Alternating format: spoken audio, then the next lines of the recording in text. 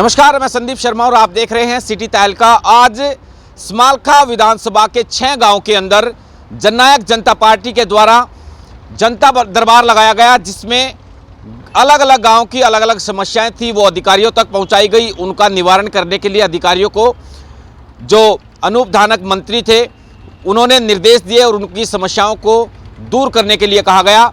इसके अलावा जो दूसरी विधानसभाओं के पूर्व प्रत्याशी थे जननायक जनता पार्टी के, वो अपनी विधानसभाओं को छोड़ करके अन्य विधानसभाओं के अंदर दिलचस्पी ले रहे हैं, अपनी पिच तैयार कर रहे हैं। साथ के साथ दिग्विजय चौटाला ने एक बयान दिया है जिसमें उन्होंने लोगों से अपील की है कि उप मुख्यमंत्री दुष्यंत चौटाला के सामने से आगे से उप को हटाना पड़ेगा। तो क्या राजनीतिक मायने ये मानिए कि आने वाले समय के अंदर बीजेपी और जेजेपी के अंदर दरार पड़ने वाली है।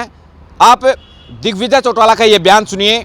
जहां तक हुड्डा जी के क्षेत्र की सीमा थी, रोहतक की सीमा थी, तो यूं चमकता था जैसे लंदन और पेरिस, और पानीपत में घुस के यूं लगाया, घोड़ा पार करके यूं लगाया करता जैसे अटारी बॉर्डर की सीमा आ गई। मगर उप मुख्यमंत्री की जो उप का जो शब्द है ये हमें हटाना है, क्योंकि मुख्यमंत्री की ताकत मुख्यमंत्री की होती है, मगर उसके लिए ये जो 10 सीट है इसको 45 भी हमें ले जाना पड़ेगा अपने मिशन पर आगे। मगर उप मुख्यमंत्री की जो उप का जो शब्द है ये हमें हटाना पड़ेगा, क्योंकि मुख्यमंत्री की ताकत मुख्यमंत्री की होती है, मगर उसके लिए ये जो 10 सीट है इसको 45 भी हमें ले जाना पड़ेगा। मैं आपसे एक आग्रह करने आया हूं। सवाल था आज कांग्रेस की सीट, और कांग्रेस के जो यहां के विधायक हैं वो चौधरी भूपेंद्र हुड्डा जी के गुट में माने जाते हैं।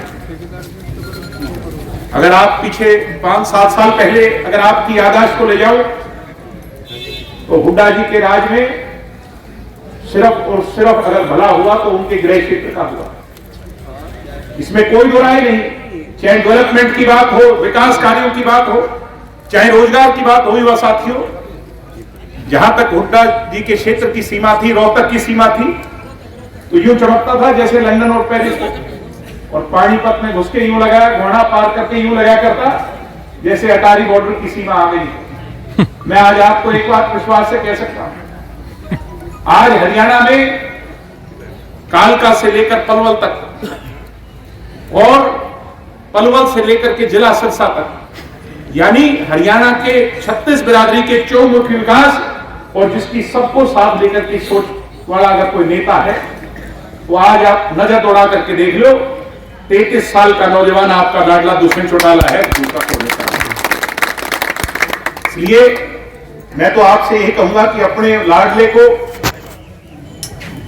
दुष्यंत को ताकत दें, उसकी ढाल बन करके उसको आगे बढ़ाने का काम करें, और भविष्य में जब कभी भी अवसर आए तो समालखा की सीट इस बार चाबी के निशान पर जननायक जनता पार्टी की देने का काम करें। डॉक्टर अजय सिंह चौटाला जी को मजबूती मिले, आपकी पार्टी फुल फ्लैज सरकार में आए, ये विश्वास, ये सपना लेकर के आज आपके बीच में आए हैं। तो बयान सुना आपने। क्या पूर्व प्रधानमंत्री चौधरी देवीलाल और पूर्व मुख्यमंत्री ओम प्रकाश चौटाला की जनता दरबार लगाने की राह पर चलकर जननायक जनता पार्टी उप मुख्यमंत्री दुष्यंत चौटाला के आगे से उप को हटाने में कामयाब हो पाएगी? ये जनता को तय करना है, और जनता आप लोग हैं। आपकी इस खबर पर क्या राय है वो कमेंट बॉक्स में जरूर साझा करें। तब तक के लिए नमस्कार।